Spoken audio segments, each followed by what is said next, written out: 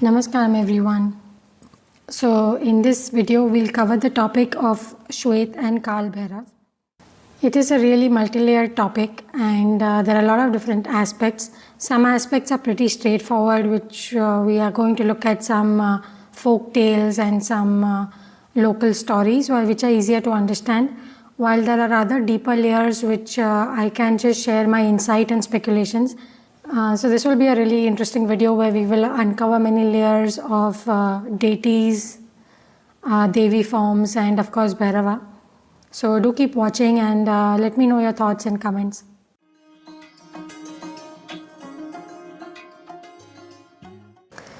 So as I will be speaking about a lot of things which I have partial knowledge on, I would say that Michhami Dukram, which basically means that may no harm come of this. So Shwet and Kaal Bhairava, first of all, where do we see them and how did I come across this combination of deities? I came across this largely when I went to visit my Kul Devi temple in a small town of Rajasthan. I realized that that area of Rajasthan is full of Bhairavs. They call them Bhairuji. And one specific form of Bhairava is there, once I saw that in my Kul Devi temple. Then I went to another temple and I saw them there also. And then when I started doing online research, I realized a lot of places have this particular form of Kaal Bhairav, which is called Goraji and Kalaji, which means that there are two Bhairav forms. One is the Gowri Bhairav, which is the white Bhairav, Shweta Bhairav, and the Kala Bhairav, which is the dark Bhairav or Kaal Bhairav.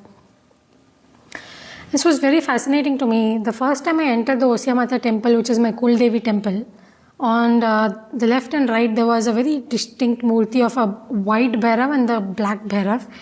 Both were pretty much the same, except that the black Bhairav, Kaal Bhairav, had the hand of a cut face, which was, he decapitates Brahma's head. He was carrying that, while the other white Bhairav was having a skull cap in his hand.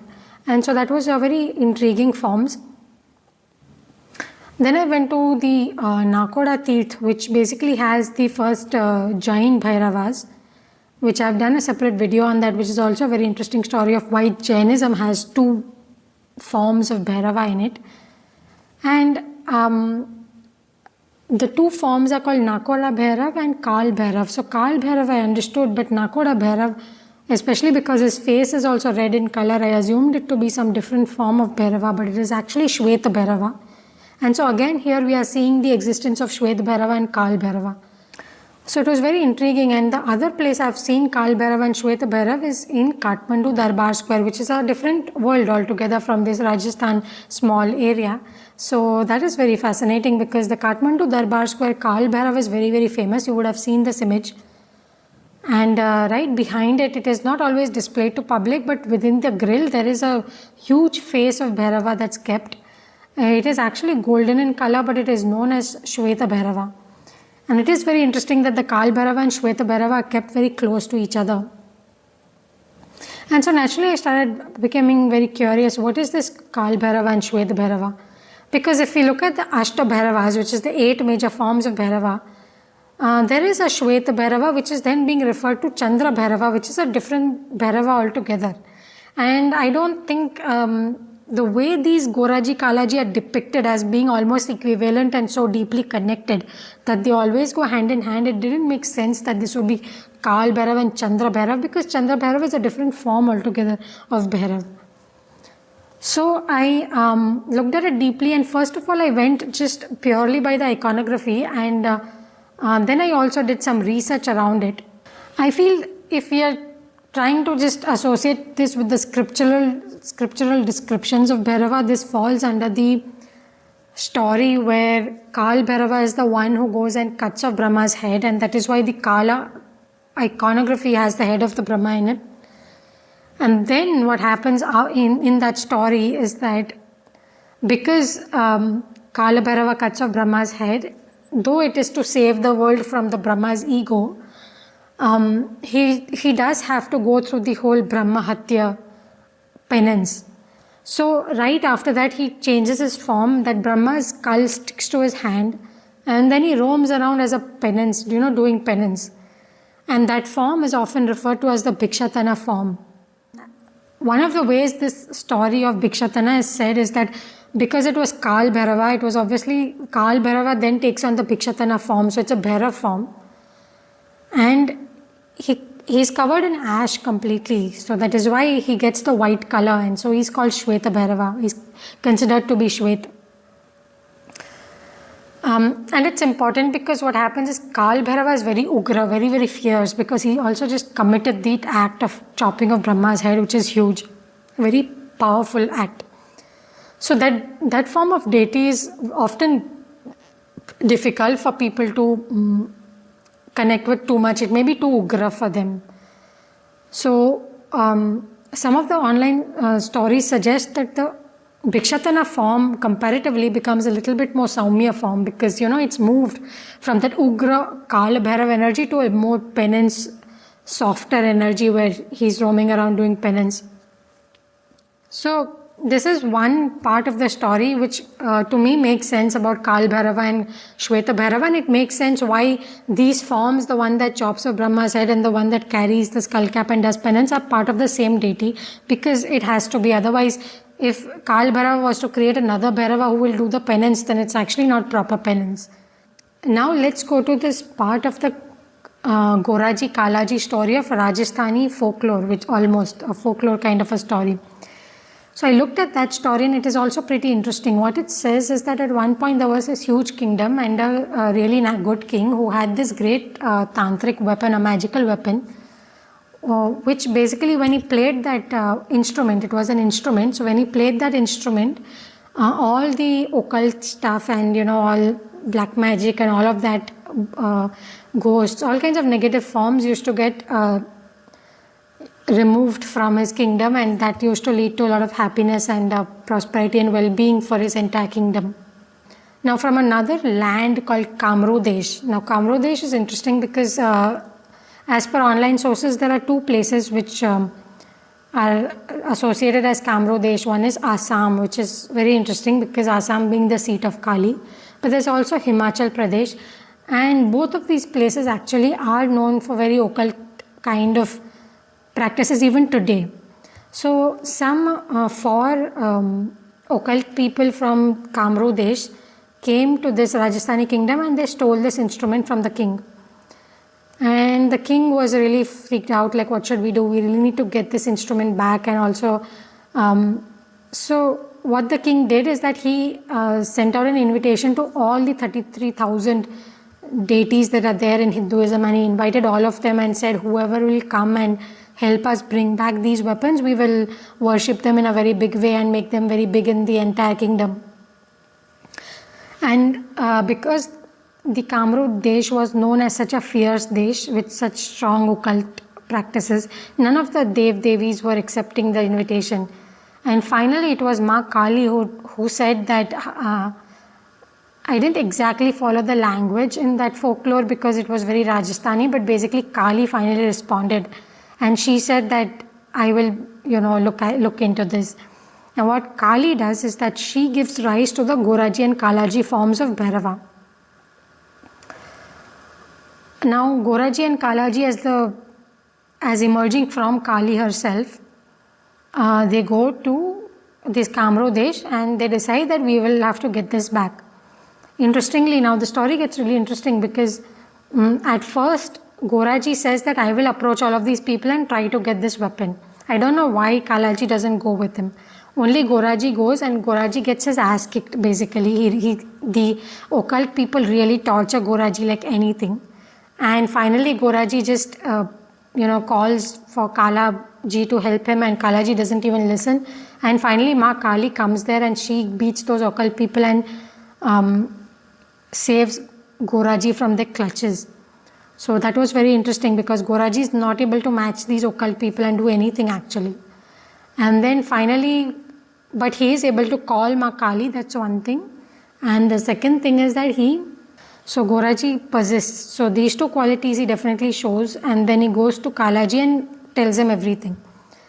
And Kalaji gets really upset and says, oh, really, did this happen? And he becomes very, proudful and says, yes, now I will show them. I will teach these people a lesson. And that's where Kalaji gets into the game. And Kalaji is totally up to it. He uses some non-direct means and some... So there, of course, if you go to the actual story, there are a lot of details, but the large story arc is that Kalaji finally gets into it and he is able to control all these people and beat them up and get the magical weapon. And so that's how when Goraji and Kalaji come here, they are treated with great reverence, and thus they are being established everywhere. And till today, the Goraji Kalaji are really prominent as Bhairav forms all over that area of Rajasthan. One understanding comes out from this story is the fact that there is this whole thing of Sattvic worship versus Tamasic worship, where a lot of times the Gora forms are considered to be the Sattvic forms. Many Swamis and such have mentioned if you're doing Sattvic worship of Bhairavji, then in case you have to face occult forces which are Tamasic or dark in nature, then those Sattvic efforts don't help over there. What happens in that case to a Sattvic Bhakt is that some message and some help will come, but they will still have to resort to Tamasic means to beat down Tamasic forces. Which seems to come out in the story because these were occult forces like Tamasic forces which came and stole the weapon. Kalaji had to get involved to win over them. Goraji was not able to do it. But Goraji is able to call in Kali, or Goraji is able to convince Kalaji to help basically. So in that sense, Goraji is important. So I feel this hidden message is there about the importance of Sattvic and Tamasic practices. So it's a very fascinating story. Obviously, it does not involve the whole story of Kalaji cutting of Brahma's head and the Goraji, which is Shwet Bhairav, being the Bhikshayatana form. So these are a different storyline altogether. But it does suggest similar qualities of the two forms, like Kalaji being the one who chops off Brahma's head could be the Tamasic force, while in the penance usually people become Sattvic in nature, so maybe Bhikshayatana form can be considered Sattvic. Interestingly, just the day I was doing this research on Kalaji and Goraji, I actually got an email from Linga Bhairavi newsletter basically, and it spoke about this exact same concept. It talked about Devi being represented as Gowri versus Kali. Interestingly, I never thought of Gowri, the word coming from Goraji, which is Gora. And in that email, Sadhguru talks the exact same thing, that Devi has been represented as two different forms. One that is the more domesticated, more softer, more pleasing form of Devi, which is like the consort of Shiva. And he says that this kind of a Devi, which is Gowri, will usually be part of a temple where there is another very, very powerful deity, which could be Shiva himself. So then along with Shiva, there will be a Gowri escort, which is the softer aspect of Devi. Or there will be the other aspect of Devi, of course, is the Kali aspect, which is the much more Ugra form. And Kali will not require any other consort. She was a complete force by herself. So in that email, he looks at both these forms, Gowri and Kali, and I think Goraji and Kalaji are very much a very similar aspect of Bhairav deities, and that can be seen in Nakoda also, where you have Nakoda Bhairav, which is a much more domesticated form of Bhairav. Like houses could have the photo of Nakoda Bhairav, who is the Shweta Bhairav, while they will generally not have Kaal Bhairav. And also if we see the way the temples are positioned, Nakoda Bhairav is part of the main Jain temple along with the Tirthankars. Just outside the main Garbhagriha of Tirthankars is the Nakoda Bhairav, where everyone will go, everyone will do the worship. But Kaal Bhairav is right outside at almost like 500 meters from the main temple in a different temple. And you can make out the different form, the different energy and ambience. Kaal Bhairav is more, black magic or stuff like that. It definitely goes into that realm. Sadhguru says similar in this email of Gowri and Kali, that the forms of Devi that we find in temples are generally either Gowri or Kali, the fair one or the dark one. The darkness and fairness is neither in terms of skin color nor in terms of good and evil. Darkness and fairness are seen as two different dimensions of existence. Both are needed to make things happen in the world. Kali, the dark one, is a fierce one, Gowri, the fair one, is a mild one. Mild ones are usually worshipped as a companion for the main deity of the temple. I think the only other thing that I know in terms of light and dark are my experience of deity energies and deity forms, and definitely there are these two different aspects. I am aware of it. The nature is different. Like what is considered the lighter forms are more, at least in my experience, they have been more peaceful, peace emanating. The darker forms do tend to be a little bit different. They can also bring peace, a very different kind of peace, almost a deeper form of peace, but they are also the more wild and fierce ones. I was reading a research paper which I dug up after a lot of difficulty actually, and it was still in a little haywire format, but it had an interesting thing. It spoke about these Bhopas of Rajasthan. These Bhopas are basically people who become some kind of Bhairav upasaks, and they get possessed by Bhairav, and then that whole thing follows of these Bhopas are possessed with Bhairav energy, and then people will offer them stuff and ask questions and put their needs forward, and the Bhopa will answer and have all kinds of behavior, as we see in all of these possessed rituals, which include stuff like what is that Kerala thing? Theyyam and like Bhutakola festival, all of that stuff. So, like that, these Bhopas, and this book mentioned the interview of this Bhopa who clearly mentions that if the Kaal Bhairav energy enters them, it is a lot more fierce and they will do a lot more crazy stuff like shouting, running around, even hitting people sometimes. But if the Gora Bhairav forms of energy enters into them, they are way more Saumya, they are more peace radiating, still, they are more still, they will sit in one place. And yet it is always mentioned that both of these are considered equal and different. There is no this is better than that. So it is interesting. I think what may have happened is at some point, especially with all the colonialization and all that stuff, the lighter forms of deities which are more peaceful in nature, which are more respected by outside forces, more domesticated, more milder, might have been the ones which society started accepting more. Maybe because they also lost the understanding of how to work with the darker forces, because the darker deities, being more ugra and fierce, would require a better understanding of how to work with them. So maybe that is one reason why in general, even in society, the lighter skin colors, the whiter skin colors started getting more prominence, while the darker skin tones and darker aspects started becoming less prominent, maybe. As I mentioned earlier, there are a lot of different layers over here that needs to be looked at, and I'm sure there's a lot more available out there to understand about these forms. Like for example, in Kathmandu, there is Shwet Kaal. That was a fascinating form of Kali for me, because Kali, by her very name, is Kali, like she's dark. So what is a Shwet Kaal? It's almost like a Shwet Kaal Bhairava. It's like Shwet Kali.